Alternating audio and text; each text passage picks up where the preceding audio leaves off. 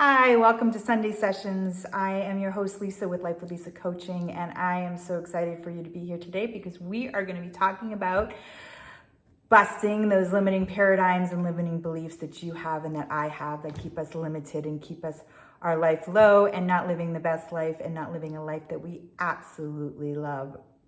So what is a limiting paradigm or limiting belief? It's a thought that we have that we think that is absolutely true, when in essence, it really isn't true.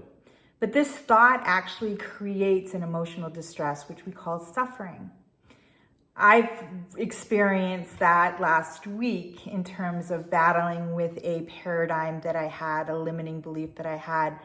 Last Sunday, I did not do a Sunday session, and I apologize for that.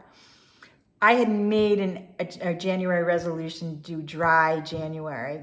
And that Saturday night, I did not do a dry January. I went out with friends and we had drinks. And the next morning, I woke up to a barrage of limiting beliefs, limiting paradigms, just telling me I can't follow through. I don't say what I'm going to do. I can't, why would I teach? Who would listen to me if I can't actually keep my own New Year's resolutions? And I just wallowed in that for the day. And Monday morning I woke up and I snapped out of it and I said, Lisa, come on.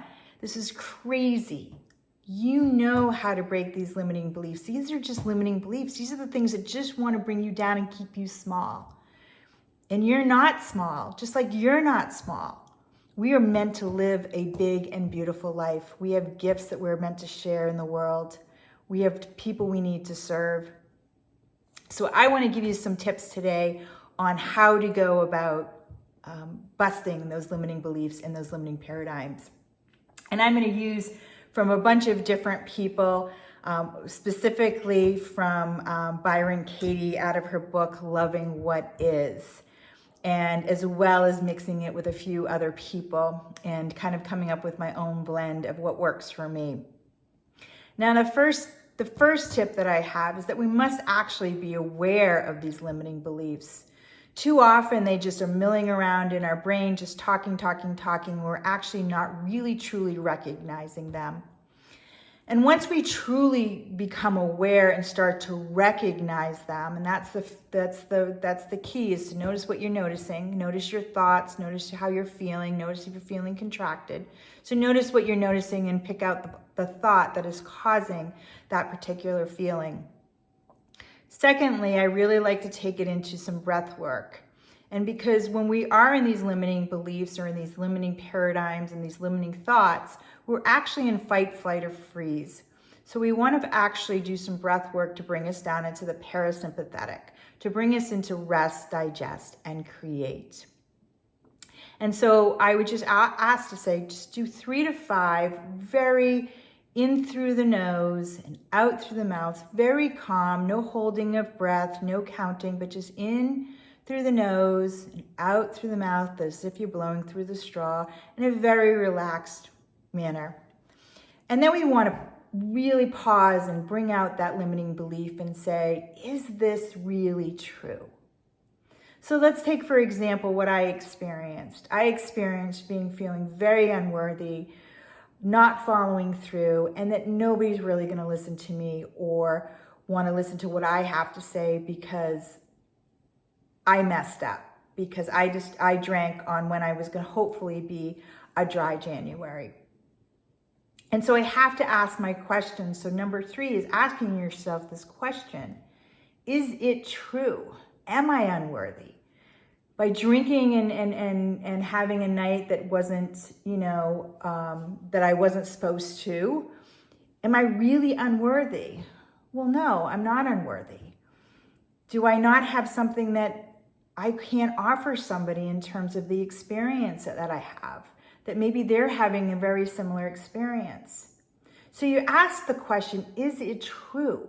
And I had to ask myself the question, is it true? And then if I said, yes, it is true. If you had asked me on Sunday, I would have said, yes, it is true. Look at me. I couldn't follow through. I couldn't do dry January month. I couldn't do this. I'm a terrible person. That's what it was. I would say, is it true? I would have said yes. But then the second question or the second thing is asking yourself, are you absolutely sure that it's true? There's nothing in the world that shows you anything different.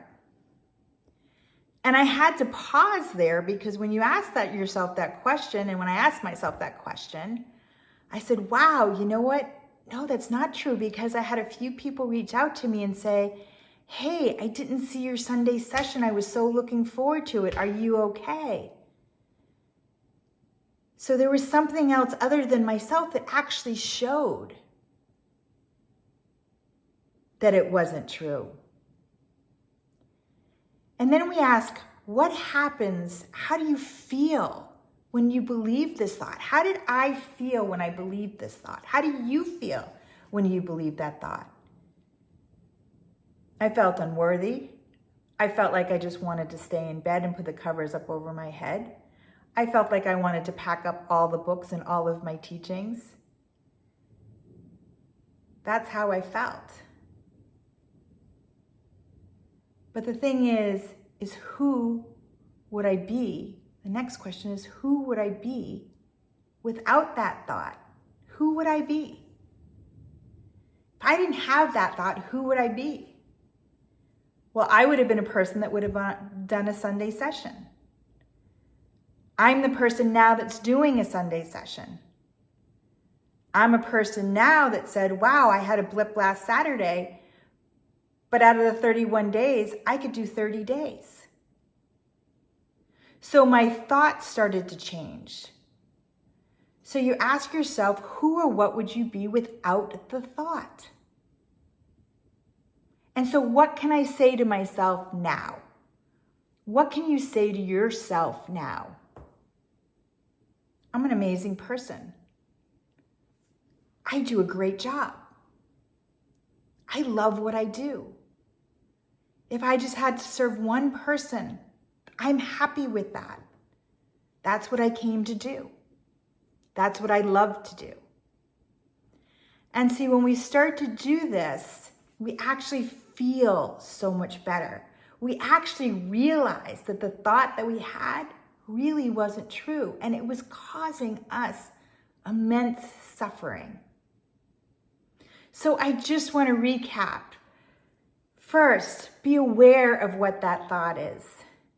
Second, pause and breathe.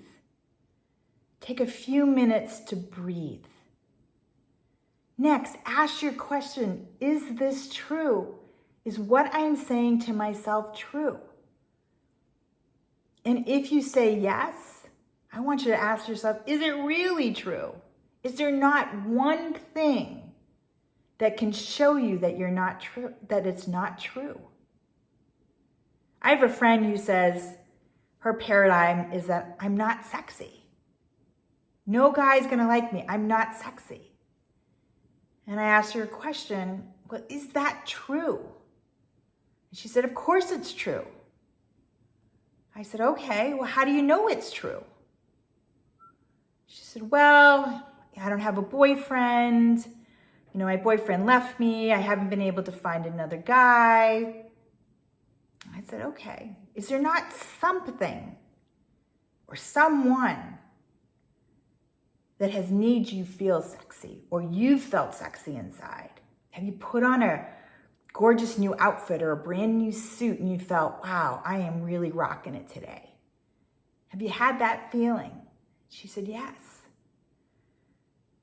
Okay. Have you gone out to dates and people have wanted to date you again and you've said no because they didn't match you? She said, well, yeah. And I said, do you think that you weren't sexy and that's why they wanted to continue to date you? She's like, oh, okay. So really decide, is it really, really true? And then by holding on to this thought, how do you feel? How does it make you feel? For her, she said she felt depressed. She didn't really want to put on makeup. She really didn't want to dress up. She started overeating a little bit. So the question is, how are you feeling with this thought? And finally, how would you feel without the thought? If this thought wasn't true, how would you feel? And she said, well, I feel sexy. And she said, and I would get myself all dressed up and go out. She said, and I would walk with confidence. And I would walk on a brand new date with confidence.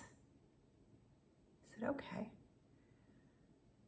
Well, let's say 3 things. Let's repattern this thought to something that's a better pattern, a better belief. And she said, I am sexy. I am hot.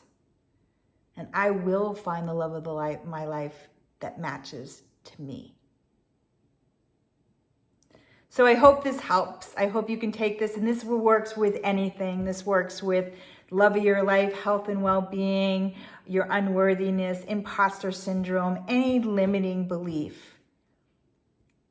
99.9% of the time, the belief is not true. But we hold on to that belief, and it causes us to suffer. It causes an emotional distress. And it keeps us from really living the life that we absolutely love. I pray for all of you today that you lean in to the greatness of you, to the beauty of you, and bust those damn paradigms. Get them out of your system. It is always a work in progress. It doesn't happen as you saw it happen with me. I haven't had that for a while, but it happened with me, and I had to go back and readjust myself. But by using these tools and practicing these tools have helped me so greatly to really change the way I think and to really believe what is actually true. Thank you. Have a wonderful day, wonderful night, wonderful morning, wherever you're at. I'm so happy to be with you, and I will be with you next Sunday. Thank you.